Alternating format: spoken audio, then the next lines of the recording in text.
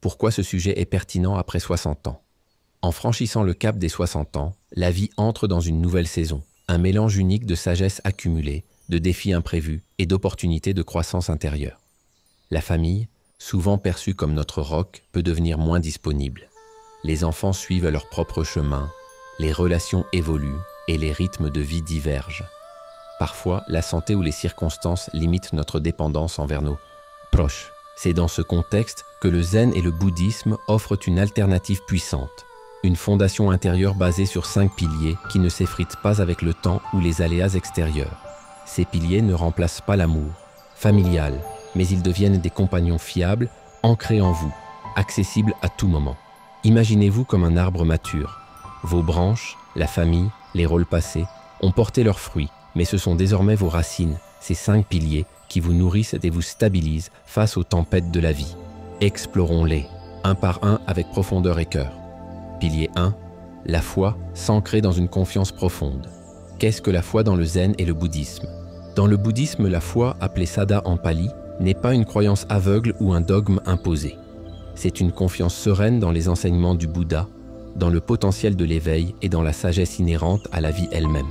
Après 60 ans, cette foi devient une lumière dans l'obscurité des incertitudes.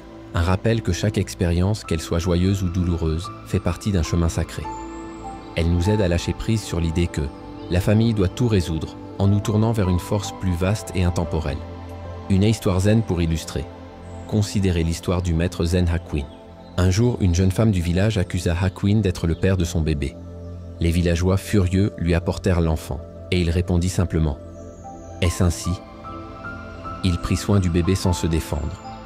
Plus tard, lorsque la vérité éclata, un autre homme était le père, et que l'enfant lui fut retiré, il répéta « Est-ce ainsi ?» Sa foi dans le flux naturel de la vie, dans le karma et dans une vérité plus grande que les apparences, le garda inébranlable. Après 60 ans, nous faisons face à des injustices, des pertes ou des malentendus similaires. La foi nous permet d'accueillir ces moments avec la même équanimité. Pourquoi c'est essentiel après 60 ans? Avec l'âge, les changements s'accélèrent, la santé fluctue, les rôles sociaux s'estompent et l'avenir peut sembler incertain. La foi devient un phare dans cette brume, une voix intérieure qui murmure « Tu es sur un chemin qui a du sens, même si tu ne vois pas encore la destination. » Elle nous libère de la peur et de la dépendance excessive envers les autres. Exercice quotidien. Chaque matin, prenez 5 minutes pour vous asseoir en silence. Respirez profondément et répétez intérieurement. Je fais confiance à la sagesse de ce chemin. J'accueille les leçons d'aujourd'hui. Laissez ces mots s'enraciner comme une graine dans votre cœur. C'est un petit acte de foi qui, jour après jour, bâtit une fondation solide. Pilier 2. L'énergie. Ravivez la flamme intérieure. Qu'est-ce que l'énergie dans ce contexte? L'énergie, ou viriya, est la vitalité spirituelle, l'effort constant et joyeux pour avancer sur le chemin de l'éveil.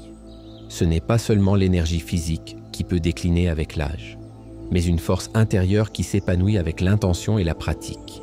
Le zen nous enseigne que cette énergie est comme une rivière. Elle doit couler librement, nourrie par des actes conscients. Une leçon zen. Un proverbe dit « Avant l'éveil, coupe du bois, porte de l'eau. Après l'éveil, coupe du bois, porte de l'eau. » Cela signifie que l'énergie spirituelle ne dépend pas d'un objectif final, mais de la présence dans chaque geste. Après 60 ans, cette énergie peut se manifester dans des pratiques douces, marcher lentement dans un parc, jardiner avec attention ou faire des étirements en pleine conscience.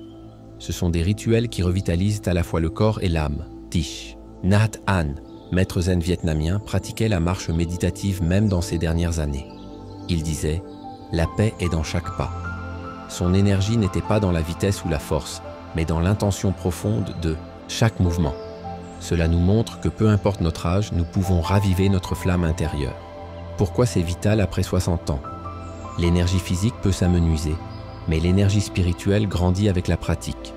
Elle nous aide à rester engagés dans la vie, à ne pas nous retirer dans l'inertie ou le regret, et à trouver un sens dans les petites choses. Exercice quotidien. Chaque matin, après votre moment de foi, choisissez une intention simple, comme « Aujourd'hui, je marcherai 10 minutes en pleine conscience » ou « Je sourirai à une petite joie ». Accomplissez cette intention avec cœur, c'est une étincelle qui alimente votre feu intérieur. Pilier 3, la pleine conscience. Embrassez la richesse de chaque instant. Qu'est-ce que la pleine conscience? La pleine conscience ou sati est l'art d'être totalement présent, conscient de chaque pensée, sensation ou action sans jugement. Dans le zen, c'est voir les choses telles qu'elles sont, sans les colorer de nos peurs ou désirs. Après 60 ans, elle devient un trésor. Elle nous permet de savourer le temps qui reste et de relâcher les fardeaux du passé ou de l'avenir. Une histoire zen. Un moine balayait le jardin d'un temple. Un visiteur lui demanda « Pourquoi balayer si les feuilles tomberont encore demain ?» Le moine répondit en souriant « Je balaye pour balayer, pas pour un jardin parfait. » Cette simplicité est la pleine conscience. Chaque geste est complet en lui-même, un acte d'amour pour l'instant présent. Pourquoi c'est précieux? Après 60 ans, le temps devient plus rare, plus précieux. La pleine conscience transforme chaque moment en un joyau. Un repas devient une célébration, une respiration un refuge. Elle nous aide à vivre pleinement, même face à la fragilité ou à la solitude.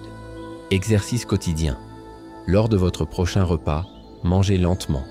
Savourez chaque bouchée comme si c'était la première, les saveurs, les textures, la gratitude pour ce nourrissement. Faites de ce moment une méditation vivante. Pilier 4, la concentration. Trouvez la clarté dans le silence. Qu'est-ce que la concentration? La concentration, ou samadhi, est la capacité à focaliser l'esprit sur un seul point, coupant, à travers les distractions. Dans le zen, elle est souvent cultivée par le zazen, méditation assise, mais elle peut aussi s'exprimer dans des actes simples, écouter une musique avec tout son être ou contempler une fleur. Une anecdote zen. Un disciple demanda à son maître « Mon esprit est comme un singe agité. Comment le calmer ?» Le maître répondit « Assieds-toi et observe le singe. Il finira par se poser. » La concentration n'est pas une lutte, mais une patience douce envers soi-même. Pourquoi c'est crucial après 60 ans? Avec l'âge, les soucis ou les souvenirs peuvent encombrer l'esprit. La concentration offre un refuge, une clarté qui apaise et recentre. Pratique concrète. Exercice quotidien. Asseyez-vous 5 minutes par jour en suivant votre souffle. Quand l'esprit s'égare, et il le fera, ramenez-le doucement. Ce simple retour au souffle construit une paix profonde. Pilier 5. La sagesse. Voir à travers le voile de l'illusion. Qu'est-ce que la sagesse? La sagesse, ou panya, est une compréhension profonde de la réalité. L'impermanence, la souffrance et l'absence d'un moi fixe. Après 60 ans, elle naît des expériences vécues, mais le zen l'affine par l'observation et la réflexion. Une leçon zen. Un moine demanda à Joshu « Quel est le sens de la vie ?» Joshu répondit « Le cyprès dans la cour ». Cette réponse pointe vers la réalité brute et belle de l'instant, au-delà des concepts. La sagesse, c'est accepter l'impermanence tout en voyant l'éternel en nous. Pourquoi c'est transformateur après 60 ans? Comprendre que tout passe, santé, rôle, relation, dissout la peur et révèle une paix immuable au cœur de notre être. Pratique concrète. Exercice quotidien. Le soir, réfléchissez à l'impermanence du jour. Comment vos émotions ont fluctué et disparu. Laissez cette prise de conscience vous envelopper de sérénité. Conclusion. Un sanctuaire intérieur éternel. Ces 5 piliers, foi, énergie, pleine conscience, concentration, sagesse, forment un sanctuaire que vous portez en vous. Ils ne dépendent pas des autres, mais grandissent avec votre pratique. Commencez petit, une affirmation, un pas conscient, une respiration. Avec le temps, ils deviendront votre force la plus fiable, un refuge que ni l'âge ni les circonstances ne peuvent ébranler. Merci de m'avoir accompagné dans cette exploration profonde. Que ces piliers vous guident avec douceur et lumière dans les années à venir.